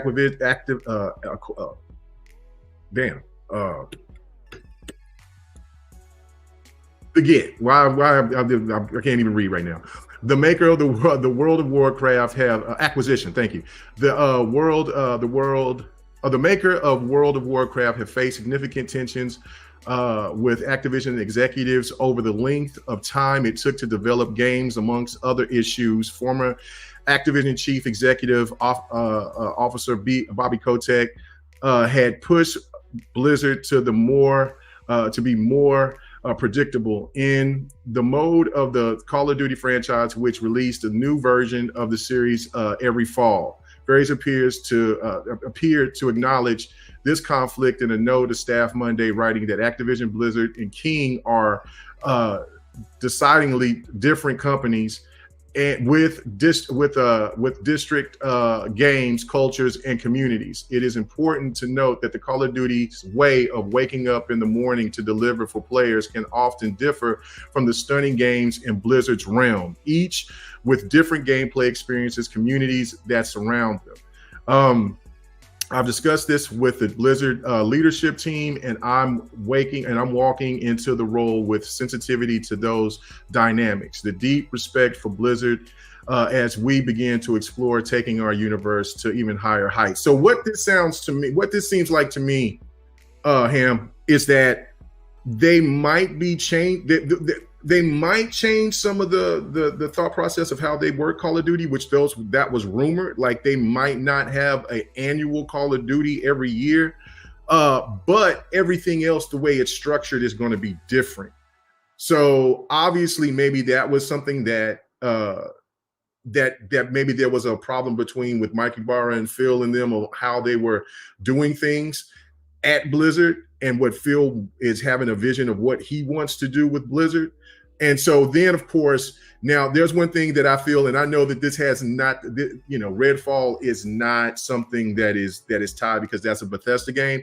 But I also think that because of Redfall and because of the shortcomings of that, and the time that these games come out and get takes to develop, and the money that gets wasted, I think that this also contributes to that game that got canceled, that survivor horror game that got canceled, and the money that was put into it, all the resources and stuff like that, when that game should already been out. You see that, I think Phil wants more efficient things to happen within it, and also wants to change, like she said, the culture and what Phil wants to do. So this all makes sense to me.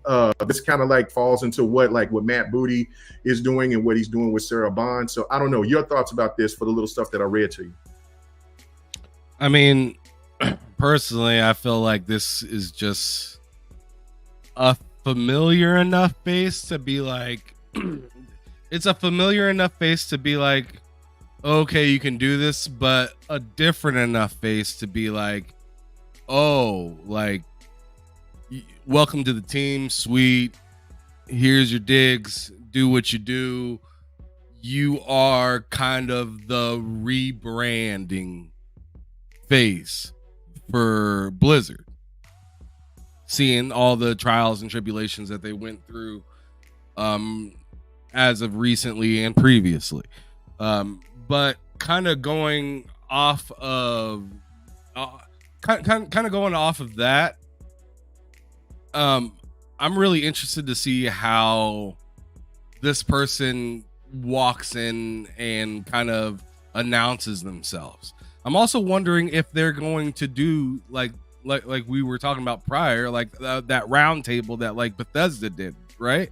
Mm-hmm. Where they sit down and here are the new folks and here are the people that are going to be running the show for you guys and yada yada yada. Here's what to kind of come to and expect from this person in leadership and whatnot. Because not only do they have to, you know, maybe fill us in a little bit, but they also got to talk to investors, right, and stuff like that, and let them know, hey, you're in good hands with our biggest and craziest new purchase. I'm also thinking that they're taking a lot of the missteps that they had with the previous acquisition that was Bethesda, as you were talking about just previously, and trying to maneuver this much larger ship, because you went from a dinghy that was like Bethesda pretty much to like a schooner to like which is like a massive freaking ship. Yeah.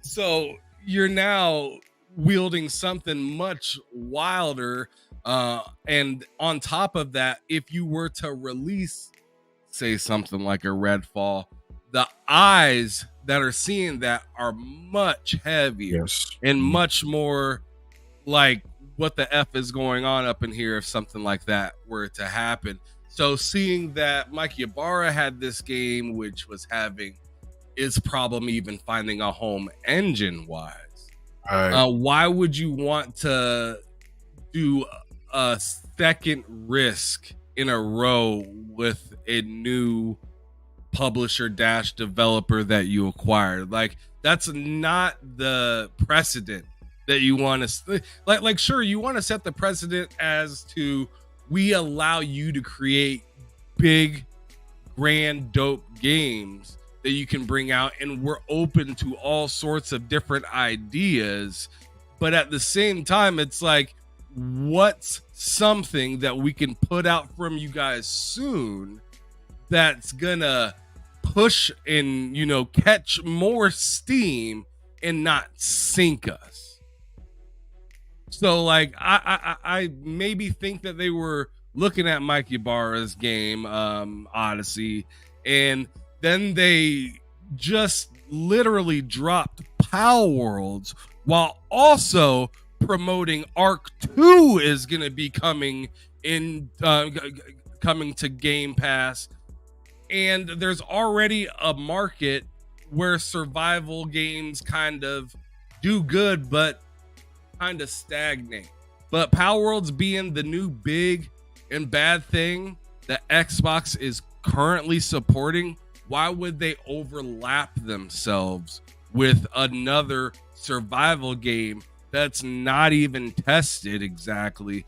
And, you know, this survival game that is Palworld has clearly got its own, or not even its own audience. It has an audience because it brought a lot of things that people love together, as to where this game Odyssey could have been playing with a lot of new things, where people were kind of wanting something more familiar and fun to play than trying to try out something grand and new that has all these different things, while something like Palworld is just eating up everything. Like why would you want to do that? I mean, then you run the possibility of saying something silly like EA did when they said, "A Halo ruined Battlefield." Right. Like, no, you don't want to be that idiot that comes out and says that. Just don't drop a game at a dumb time. Right. And that's what Xbox is saying. They're not even saying, they're not even coming out and saying like Odyssey was a horrible idea. They're just saying like, not like in my opinion, they're just kind of saying bad time. Like this game couldn't have came at worst time. Right. In my opinion. I agree with most everything, with all of what you said. I just think that it's more the thing of how it breaks down. Just Phil just wants things to be more efficient. He doesn't want another Redfall situation. He doesn't want another Halo Infinite situation. And he's cleaned house. Like, that's what I'm saying. Ice Cold Phil is in full effect right now. He is not playing. He's not bullshitting. He's all about wanting to make, because I don't, you know, for the most part, like you're going to hear people that are going to say Game Pass fodder, this game is bad and this thing is this, that, the third. But I think it is starting to get from the situation of the Xbox tax, or however people want to label it or whatever, where you see these games getting rated, and they all, and you know, and he knows it, everybody knows it, that they get taxed, or those games get rated lower. All of them. They get rated lower. Even in a review, when they're the same damn game, Xbox still get a lower rating than a PlayStation game. Or, you know what I'm saying? Like that, it just, you know what I'm saying? Or if there's a multi-plat game, it, for some reason, Xbox gets the lower rated game. It is the most ridiculous thing. So I think that it's just one of these things where Phil and this team, they understand what they got, what the plan that they're doing, and they want to have more efficiency. They don't want to sit there and have more bloat or more waste of resources, when they can sit there and when you got a plan, you want to make a game, just make it. You have a deadline. If it's not done, we cancel it. We move on. We do something else. So all this time where games is just sitting stagnant, and you haven't, you know, 8, 7, 9, 10 years of development. If it's not going to be a game that's going to be on that level, or that highest tier of, you're talking about like some of the best games that ever came out there. If those games are on that level to where it needs that type of development time, then it shouldn't you know, you having too many problems when when you got to change engines and do all this other stuff. No. So it's a good look. You know what I'm saying? I agree with Big Mo. You know what I'm saying? You know, nice looking woman. You know what I'm saying? You had a nice. You got two lovely ladies that's on Phil's side of them. You know what I'm saying? Right and left. You know what I'm saying? But you know, it's great. But no, and it's also, other than that, not just talking about the looks of these women, but it's the fact of their the value that they bring to gaming in multiple facets. Like, you know what I'm saying, how women in gaming is very important, and on top of that, these women are very qualified for their positions, because just like Sarah Bond, she came up in the ranks. She's been there since 2016, 2017. She's been here at Activision. She was at the NFL. Hell, you talking about a male-driven league or business, and she's out there doing her thing. And then she's out here been working at Activision Blizzard ever since 2018. So it's not like she just came onto the scene and they just wanted to add a face to it. Familiar enough. Yeah, right? She's familiar enough. So you know, listen, let it happen. You know what I'm saying? Like people. You know, always keep complaining like, well, Microsoft needs to do this, Microsoft needs to do that. Well, they're doing it.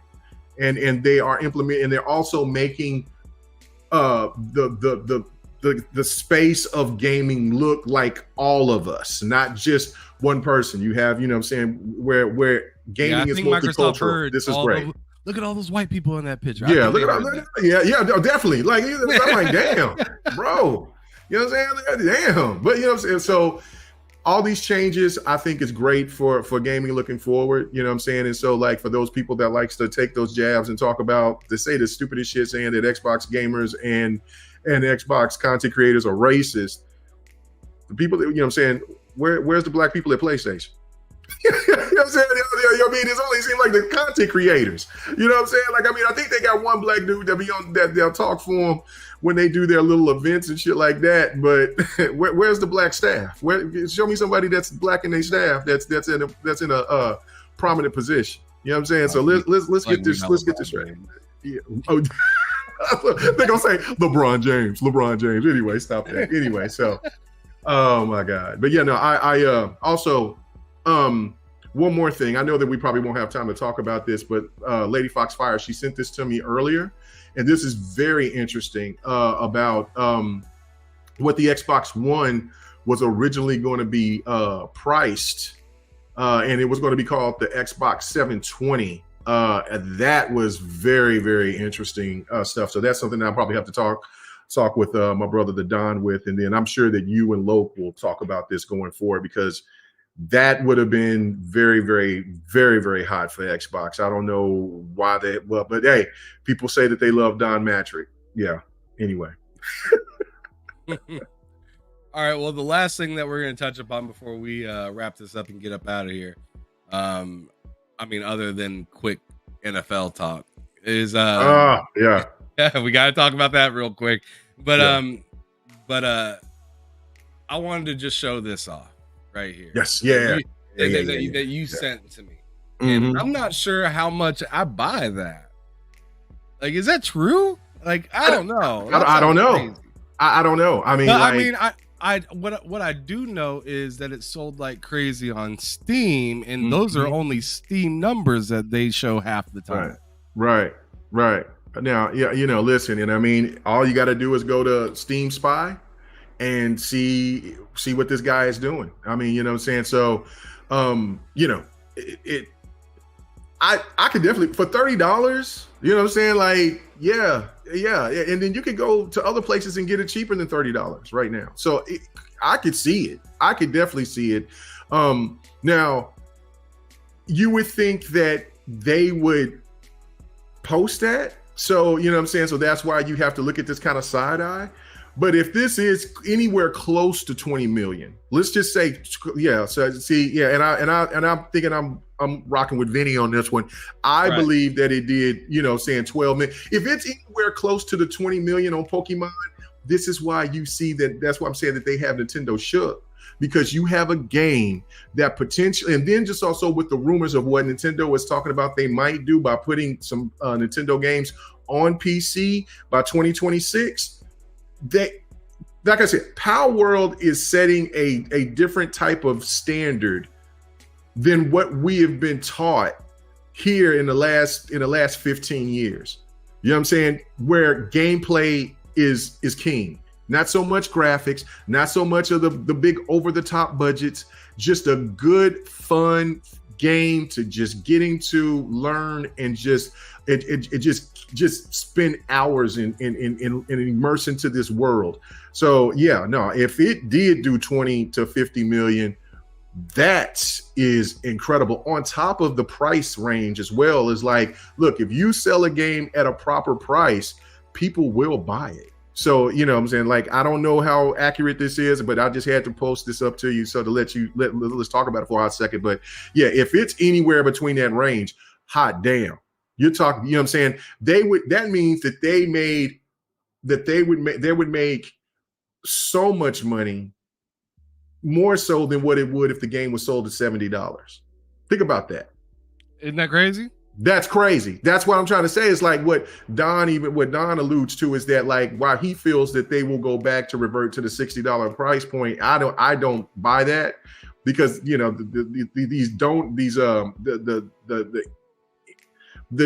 industry, the people that pays the money out, the publishers and shit like that, they want that money, man. So like, but they have to change their thought process about something, because if you get numbers like this, and if other smaller developers start following suit and try to make these games cheap like this, to be in that $40, maybe even $50 range when the game is out of preview, and these games mostly hit, they sell, they hit their points, or even make more money, then there has to be a shift. There has to be. So I don't know, but shout out to this, man. If Palworld hit anywhere near that, then that's nuts, crazy. Yeah, crazy. Yeah. As Jay Rembert said, guys, hit that like button, share this out, let people know that that we had a show today. But anyways, just kind of going off of what you just got done saying, like, yo, this game, it's crazy hot, and it's not just the fact that it's Pokemon with guns like that. Right. Like people keep saying, oh, it's good because it's Pokemon with guns. No, not exactly, because you play this game for a few hours. It takes a long time to get to guns. In this game, you do not get guns right away in this game by any means. Like, you have to grind your way to getting to the gun part. Even with the pals having guns and stuff, you got to grind to get that. I'd say you even have to grind even further to get to that part. But what it did was it just gave it to other platforms that haven't been able to try this, which is something that is hella dope. But on top of it, it just created the type of ingenuity that people have been waiting for Pokemon to do for so long. And then to layer it on top of it, something that Vinny just got done even saying, games run terrible. For $70. And yeah, exactly. Full price games running running worse than Palworld. Think about that. Think about that. You're buying the name, not the game at that point. You know what I'm saying? Because the game is not great. Like if it ran perfect, maybe it'd be pretty good, but it's still not like in my opinion, it's still not better than Palworld. I would agree, and most people would agree that's played both. I mean, you know, just off the price alone, Palworld is a much better game. The price alone, and you know what I'm saying. Like, I mean, it's and again, one of the setbacks for the Pokemon game could be because of the hardware. But you know what Nintendo's going to do when they put that when they send that Pokemon game over to the new Switch or whatever that the new hardware is going to be called, they're going to charge you for it again. And yeah, will Nintendo fans buy it? Absolutely. But there's still a game that's an alternative that will play much better, that's at a cheaper price, and for some people will even say, which is crazy, that they say it's funner than the last Pokemon game. So I don't know, man. Like, listen, I just think that if these numbers are anywhere near accurate, or like I said, even close to 20 million, if this is like say 12 to 18 million, that's, you know, this game is going to hit over 20 million. And then what's going to be the excuse then when what the Nintendo people or fan stands out there, they'll say, well, it ain't, you know, Nintendo has sold 20 million copies of Pokemon. If this shit hits over 20 million, or if this stuff is accurate, then what you got to say now? Like, so it's pretty crazy, man. Pretty crazy. Something wild I see Sapo said was, what does Sapo say? I think if Factions launched, Palworld wouldn't have had so much success. Stop it, Sapo. I mean, first of all, it's only on PlayStation, right? And if they decide to add it on PC, it would have did pretty well, I think. But I think, in fact, it would have been worth for Factions. Especially if it dropped on PC as well, because then you'd see people leaving Factions to play Palworld. Right. See, that's one thing. Yeah, Sapo, no way. See, because you do forget that Factions was a niche cult classic on PlayStation through The Last of Us Part 1. This would have been intriguing. Of course, I would have went ahead and tried to, you know, play it and seen what it was. But then you forget the dynamic. $30, $70. You know what I'm saying? You know what I'm saying? Like, it wouldn't have been a free to play. You would have to pay for it most likely, because it was going to be a standalone game. And then you're going to have microtransactions involved. This game doesn't have microtransactions. Palworld will eventually have microtransactions. There's no question about it. It's just the nature of the beast. Oh, they gotta have swag and stuff in the game. Yeah. They're gonna have swag and stuff. They're in gonna there. have building probably thing like building, like foundation, like different types of foundations that you can use or stylize and stuff like that. It's going to be very much like Arc, but you're probably gonna there's probably going to be more microtransactions than Arc.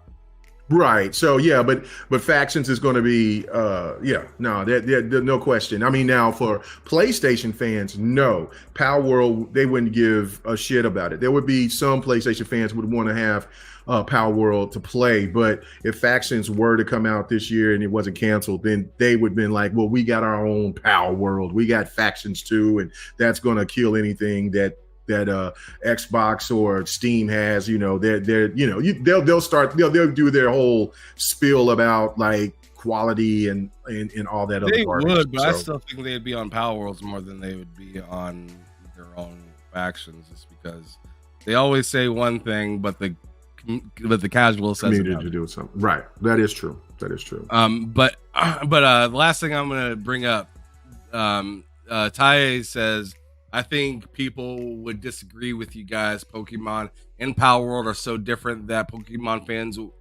wouldn't see it as an alternative. And, you know, maybe you're right.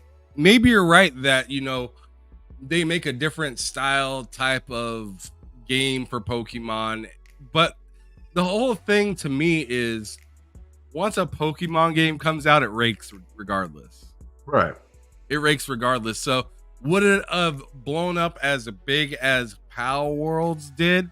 Maybe not, for the fact that it doesn't have that same like, oh, what is this? Gotta see what this is all about kind of luster. But at the same time, I don't know. I think I still think that there would be a lot of people to appreciate. I mean, just like you've seen with Breath of the Wild when Zelda went a different way, right? Yeah. Zelda went a totally different direction with Breath of the Wild. And sure, there were some people that didn't love it or still to this day say, oh, it's nowhere near the best Zelda. Look at the numbers. Right. The numbers tell you shut the fuck up. Right. right. No doubt. Yeah, no, so that's the thing too, where you look at it and this is where I have to disagree. I have to push back on that thought process, is because it was the Nintendo fans that was encouraging Nintendo to go and investigate Palworld. It was Nintendo fans that were bringing up Pokemon and saying that, and showing pictures on the net. And this is not just on X, Twitter. This is on Facebook. This is on Instagram. Like they legitimately had these people shook to the point to where they were doing the comparisons, to the point that caught Nintendo's attention to say, oh, well, we'll investigate this.